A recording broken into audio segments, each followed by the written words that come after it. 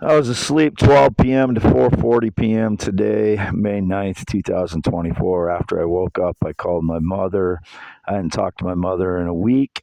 Was indicated I said some ridiculous things to my mother. Apparently, they've been staging lies for many years about that too, and staging lies that my mother is somebody else. She lives at the red and white barn home.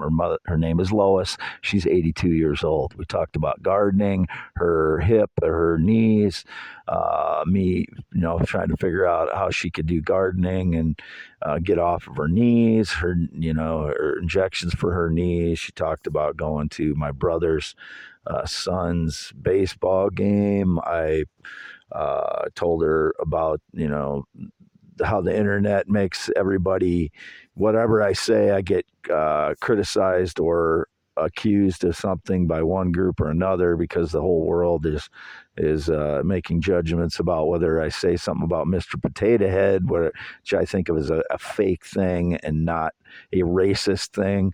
I think of Mr. Potato Head as something you put together as a fake thing, and I couldn't think of anything else you did for a face like that at the time. And then I got criticized being racist for that, or being saying shithead, which my father said all the time when I was growing up as a kid, or what I said about never having paid for sex with a woman, or paid a prostitute for having intercourse, or or or never trafficking anyone. I get criticized from people in the Middle East. Not all Middle Eastern people are like that, but some cultures in the Middle East, it's normal for men to go pay for sex, and it's accepted and it's expected. Just because I never have, I get criticized for not, I get questioned for being a man there. All the stage lies that I'm female or gay or LGBTQIA in some way. When all the relationships I had between 91 and 2015 were all with the adults, or all female adults, all sexually active relationships. I haven't been able to have one since 2015. After I cut my hair, I look 20 years younger. So they're trying to claim again that I'm two different people. It's one person. That's why I say on my paper, just cut my hair. Put on all my posts, just cut my hair. Put it, in my pin post, just cut my hair on x.com/WADS2ND. It's just one person always. All my pictures are just me. There is no second person. There's no one else involved in my life for 5+ years other than my parents, who are 83 and 82 years old. I'm not covering anything up. I'm not, I don't have a pact to keep things secret. That is a lying criminal, whoever's saying that. I was asleep today, 12 p.m. to 4:40 p.m. in the mobile home, half mile north of Fairbank, Iowa on V68. Whatever else stage lies are criminals. It's just ridiculous. Then they're trying to, all along, and I don't know if today's are, hints, but they're trying to say that other people are parenting me or teaching me things. I'm not learning a damn thing from anyone. I'm just being tortured while people steal my lifetime of work and ideas, my poems, my blogs, my inventions, my theories, all mine. There is no one else involved, no AI. If they're projecting it's AI that's involved, they're using nanotech, biotech surveillance to steal my ideas. I don't care how famous the person is or how much money they have. They were never theorists, inventor, bloggers, or poets. Whether it was Bill Gates or Musk or Donald Trump or Joe Biden or whoever the hell it is. They are not the theorist, inventor, blogger, poet. I am. My entire life shows that my track, the classes that I've taken in college, from astronomy to poetry to advanced poetry, I'm the thinker. Those are my ideas. That is my lifetime of savings. I am in the poorhouse. I can't get my teeth fixed properly and I'm falling behind in every category of life because of this. That is my lifetime of savings. They are Bernie Madoffs, whoever they are, whatever they look like, whatever age they are, whatever color they are, whatever sex they are, whatever religion they are, whatever sexual orientation they are. They are Bernie Madoff, whoever is stealing my ideas. or whoever's trying to steal my ideas. Those are my ideas. They're not going to get away with stealing them. They're going to be known as frauds. That's going to be what's going to happen. Indications about Justin Bieber again today. I'm superior to Justin Bieber in every way. I'm 52 years old. He's what, 35 or something? He has nothing on me except that he made money singing as a child. Uh, I am superior to Justin Bieber in every single way. I have nothing to learn from Justin Bieber. If he's claiming he's a theorist, inventor, blogger, poet, he's stealing my ideas, whoever they are. And I'm not saying it's Justin Bieber, but if he's not done any of that stuff, I'm not. That's why I'm just so angry and accusatory. Seems like all the time because I have to be defensive because I don't know who the frauds are. If it's not Justin Bieber, it's not Justin Bieber. Who is it? Is it somebody local? Is it part of my family or part of the fake family that pretend to be my family? Is it some neighbor? Has been indicated many times. Some woman named Sherry. No, I have no connection to any Sherry. I don't want to be with any of my neighbors. I don't even know any of my neighbors. I haven't talked to any of them since 2016. There is no one around here. But you can see me getting worked up into PTSD mode again, which I started to do a little bit with my mother on the phone because I start dredging up all these things that cause PTSD. And I was very calm to start. And then as I start talking about it toward the end of the conversation, I get started ramped up into my PTSD mode because it's that upsetting to me that my life is being misportrayed in every way that it has been. I am not gay. I am not attracted to males.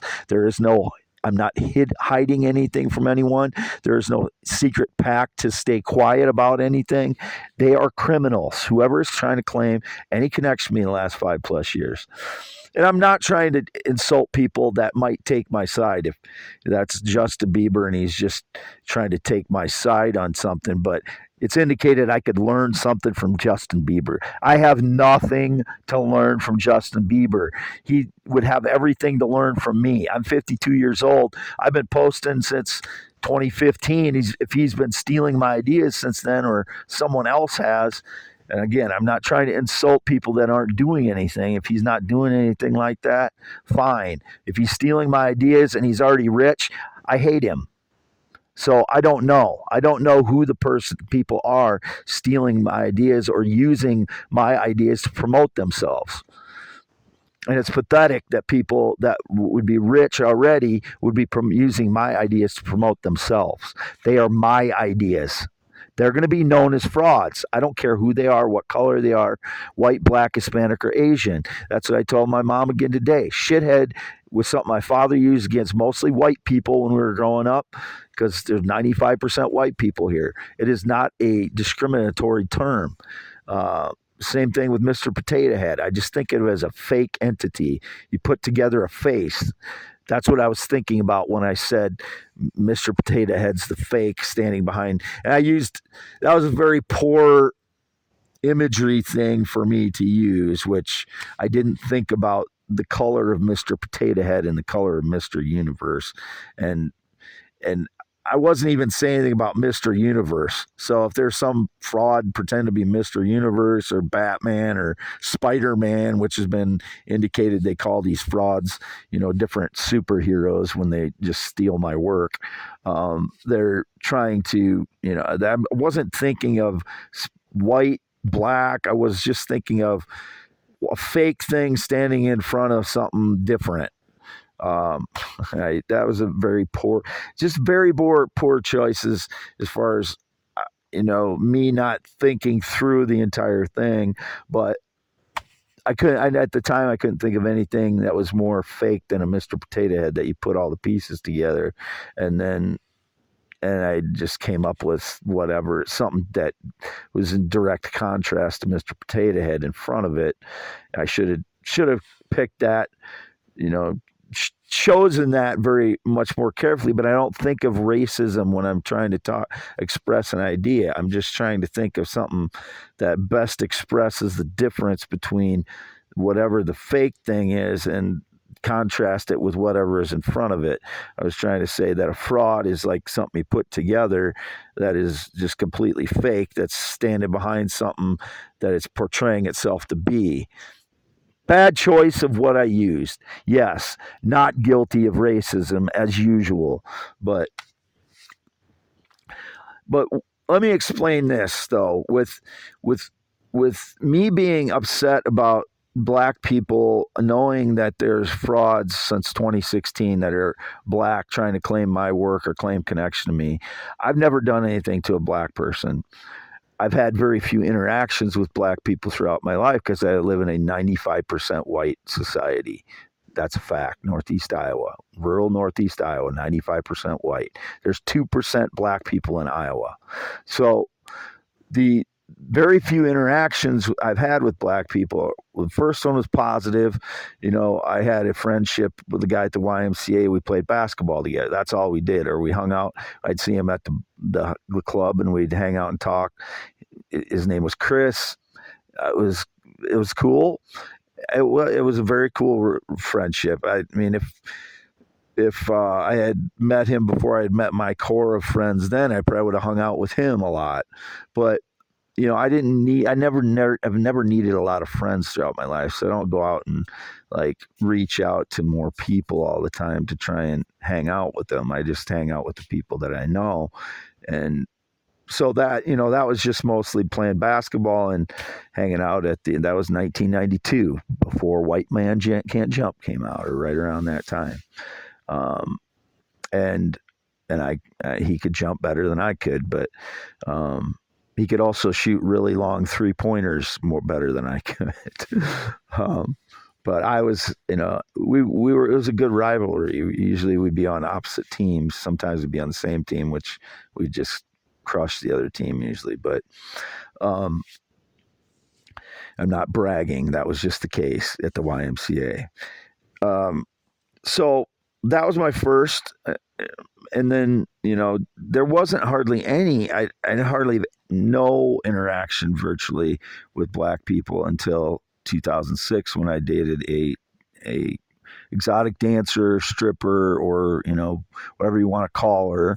It doesn't matter to me because I don't judge people for what they do. I judge them for what their character is and how they act.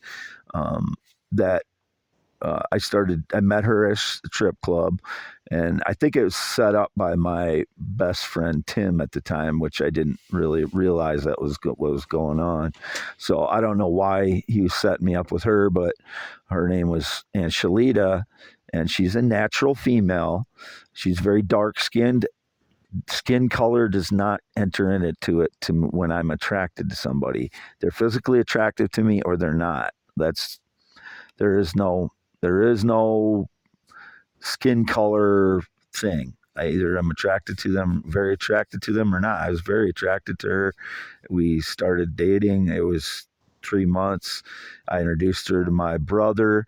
I didn't introduce her to my parents at the time because, my parents come from a different time, and they're from a 95% white community. So I was going to wait a little bit longer to introduce her to my parents. It was only 3-month relationship, but it ended because she had a very acute temper, which I can handle, but hers was just, for whatever, it just set my like the hair in the back of my head and neck would just stand up when she got angry.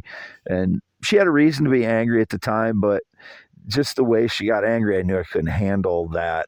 And maybe I would have never set it off again, but I just, at the time, I couldn't deal with that, so I broke up with her over the phone. And then after I broke up with her, she tried to claim that she was pregnant, and it wasn't very convincing because she didn't sound very like emotional at all. Just after I broke up with her on the phone, she tried to claim this, and then she said, "Well, I'm going to get an abortion anyway." I said, "Well, do you want some assistance with that as far as money?" Because she had already made up her mind on that. She said no. So I questioned whether she was pregnant. It was just a story that she was telling me because I'd just broken up with her over the phone, and also questioned whether she was cheating on me with the guy in her apartment complex. He was a black guy that they had a very close relationship, plus a guy that had a car dealership who was a white guy who was an ex-boyfriend of hers, kept coming around too and like honking and smiling at the time. So I don't know if he was pretending to be me, knowing my life now. I didn't think about that then, but she had a lot of white friends, so it would have worked out if probably or possibly anyway, you never know, but it would have possibly worked out if her temper wasn't the way it was. And like I said, she had a reason to be. It was a new relationship. We weren't hanging out every day of the week. It was like 2 days a week, sometimes 3 days a week for 3-4 months. And then because she lived in Cedar Rapids, I lived up here in Fairbank, or rural Fairbank. And she, what I got lost in that now. Anyway, it could have worked out, but it didn't. I liked her personality a lot. And then it was indicated after, years after that, after I started writing poems and online and my theories online, that she was possibly stealing some of those. So then that became a negative because it was indicated she was telling lies about me in our relationship. And then it was indicated that her daughter was telling lies because I never even had any physical contact with her daughter because we only had a relationship for about 4 months. I didn't want to have, start getting too close to her child when we weren't dating. It was like 2 to 3 days a week. And most of that time, it was like the weekends. We'd go out to a club one night and then hang out for a day or two, something like that. So that's what our relationship was. It was a really cool relationship. I loved her sense of humor. We got along really well that way. Our sense of humors were good. I defended her once at a club. A guy came by and grabbed her in the crotch because she's a exotic dancer, and I pinned him up against the wall. It's just something I automatically do when I'm dating someone. I defend them. So we had a good relationship. I was hanging out with her and her sister. Her sister dated a white guy. So it was going well. I was in a bad time in my life because it was still after my sister's suicide, and I had dated a pathological liar named Ruby. And then I ended up hooking up with Ruby in 2006 when I was started dating Angelita. Angelita and her somehow communicated. I have no idea how they communicated, whether it was because of surveillance or what. But I hooked up with Ruby because Ruby asked me to help her move. And because, you have that thing where you date somebody, it was completely stupid of me because she was a pathological liar and I don't know why I would help her. But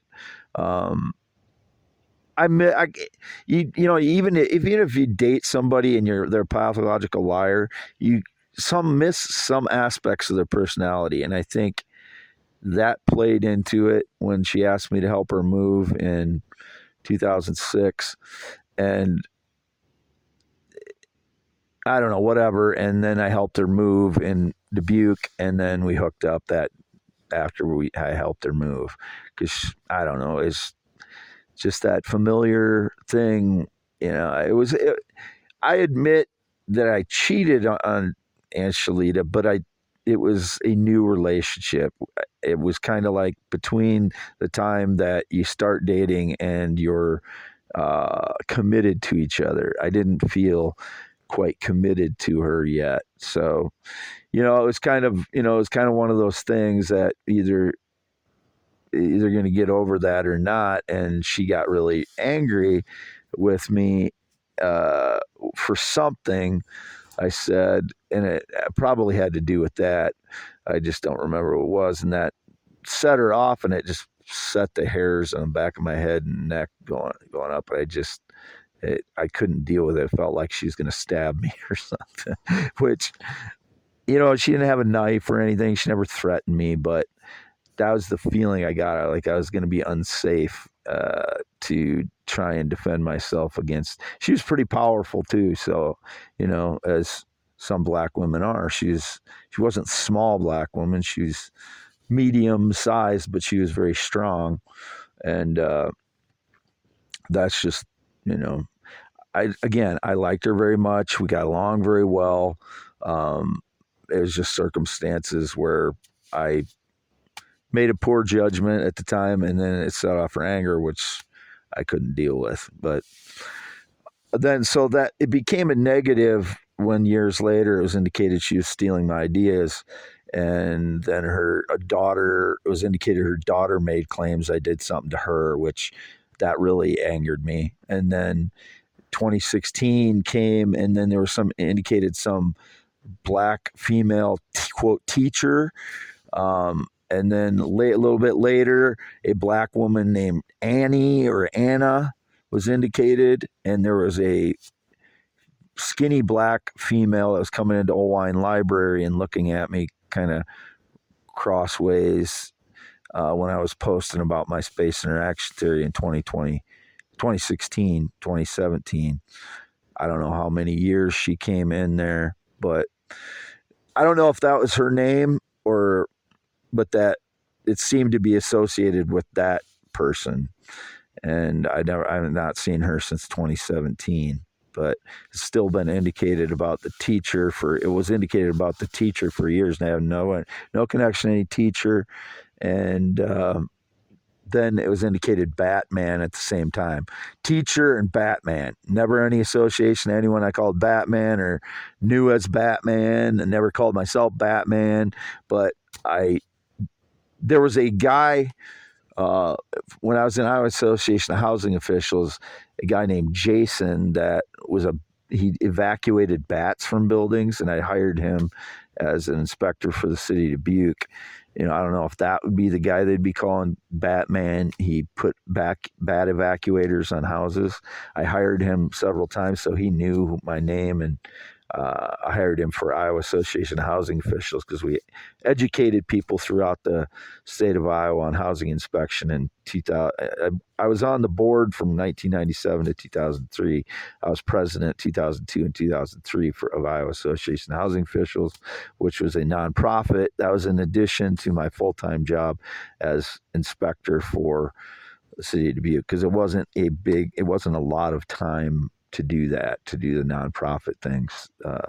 So I was doing both those things and commuting to University of Northern Iowa. So I was very busy in 2001, 2002. But so I don't know if I don't know what the Batman thing is. There's a lot of bats in this house here next to me that's been vacant since 2002 approximately. I've never lived in it. I stayed in it about 2 weeks in the 1990s. When I was with my girlfriend, Sarah, and it was in a lot better shape then. It was actually a house then. It wasn't a torn apart mess. But so I don't know what all that was about.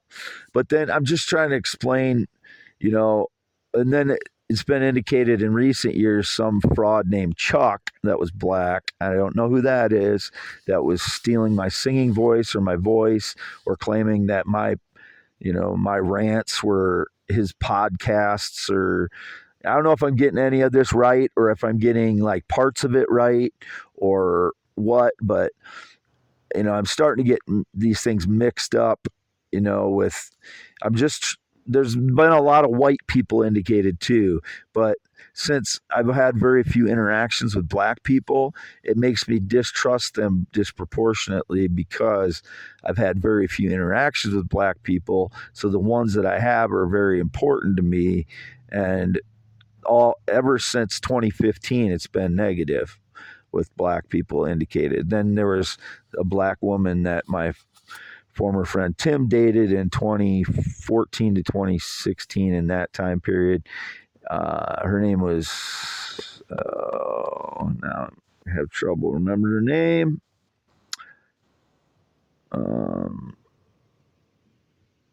Anyway, she was in Waterloo. Keisha. Her name was Keisha. She was an exotic dancer too. And he started getting into drugs when he was with her, and he was taking her to different strip clubs. And she introduced me to some of her friends, which she tried to set me up once or twice, and it didn't work. One of the first times it chalked to the woman, she was 20 something and on the phone, and we were going to go bowling. And uh, when I talked to her on the phone, it just sounded like she was completely not serious about it. So I didn't go, and ended up going to the bar where Tim and Keisha were at. And then that female showed up later, and I had no interest in dating her because she was still acting the same way, goofy, kind of like she was staging lies with her friends. So by that time already, I was being wary of people staging lies. And then Keisha called me on the phone one time. She wasn't supposed to have my phone number, and she was accusing me of trying to break her and Tim up. The only thing I said to Tim was, I don't think she's good for it because you're on drugs. Tim got upset because I said he was on drugs or something. And I don't know what kind of stuff he was on, but it seemed like speed to me, so it might have been meth or something like that. But that's the only reason I didn't think she was good for him. I don't care who he dated otherwise. Now I could care less about him in general because he betrayed me more than anybody could have in 2016 when he helped the people